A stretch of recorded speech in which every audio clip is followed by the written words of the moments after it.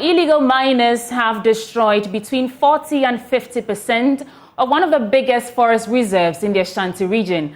As part of efforts to reclaim the Apamprama Forest Reserve, the Forestry Commission has granted Unipower Mining Company an entry permit to begin a pilot forest restoration project. Through its reclamation consultant, Better Land Company Limited, 10 hectares of the degraded forest is being restored. Love FM's Erastus Asaridonko again monitored progress of work and has filed this report.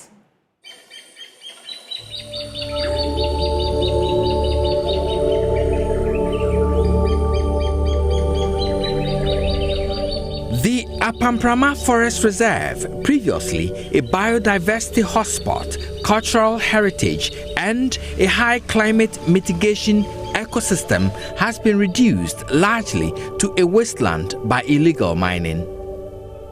Thousands of hectares of the forest, about 40 to 50% of this valuable resource, is gone.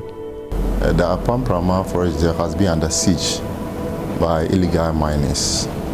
So for some years now, I can say almost about 40 to 50% of the forest area is gone. This has brought negative climate-induced hardship on farmers and residents of communities around the reserve. It is the forest that gives farmers in this area rain to farm. But now, if God doesn't intervene, we will not have the rains to grow our crops. According to experts, the soil is contaminated with heavy metals, mainly arsenic. A typical area that we shouldn't have seen traces of heavy metal, and to be specific, arsenic. Arsenic is a naturally occurring element. However, with little disturbance that we do to the soil or the land, it can come by itself. Experts say it will take over a century to return the Apamprama Forest Reserve to its ecological function. But a reclamation expert is leading a number of young people employed from one of the affected towns, Odahu, to restore compartments 2, 3, 18, and 19. Unipower Mining Company has an entry permit from the Forestry Commission for the pilot project. From a degraded land full of pits and gullies, they have used the same soil in the land area to level up. They are also preserving some of the artificial water-filled pits created by illegal mining to serve as wetlands within a new ecosystem being created to replace the old one. The plan, according to experts, is to grow trees with the ability to extract poisonous heavy metals from the soil over time.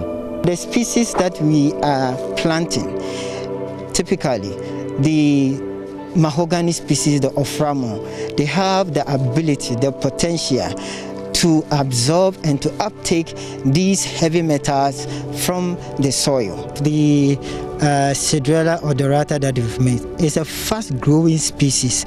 Within a short period of time, there's a later fall, and that will decompose and add nutrient to the soil. Again, it will promote shade for the other seed. We are not adopting single plantation or what we call pure stand. We are going in for a mixed stand, and for a mixed stand, it is very robust, and at the end of the day, we can achieve the integrity of the ecosystem that we want to achieve. The experts say they hope to catch the eye of government and funding agencies after the pilot to be able to cover the entire degraded forest and beyond. David William Alan Thomas is the project director for Better Land Company Limited, consultants for the pilot reclamation project. We've set up a nursery to grow more of the seedlings in preparation for when we're ready to plant them. We've also got a research area where we're trying different samplings to see how well they may grow in this particular terrain. So that's what we're doing. We believe that it has to be addressed, and we're hopeful that if we can show that it can be done properly, that we may secure funding internally or externally, hopefully internally, so we can continue this project. Because if it's not addressed, the land will just completely lie fallow, and that's an absolute shame for Ghana. The Forestry Commission is supervising this pilot exercise. Ernest Adofo is Bekwai District Forest Manager. We demarcated the compartment into a 10-hectare block to make it easy for us to monitor the activity. So the first 10-hectare plot is what the company is reclaiming now. The earthwork is completed.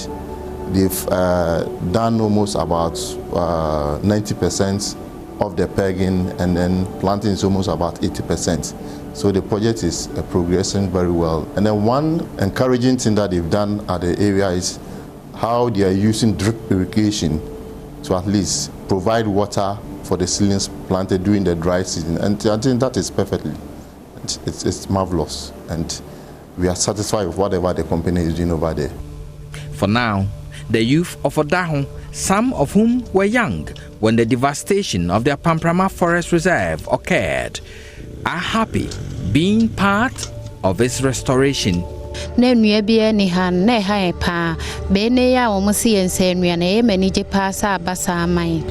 sɛ na asase tete na asɛ be du sabre na mepa bia ba sɛ nensesan aba sɛ yennuanua no ame anya nigye nya ho keka bi sɛ daache no ade ahoto ne anigye bi bebrɛ yɛn. This marks the beginning of the restoration of the devastated Apamprama Forest Reserve. Should government be satisfied with this pilot project, then it will be extended to the devastated lands of the Apamprama Forest Reserve. Reporting for JoyNews, Erastus Asaredonko, Apamprama Forest Reserve, Odahon, Ashanti region.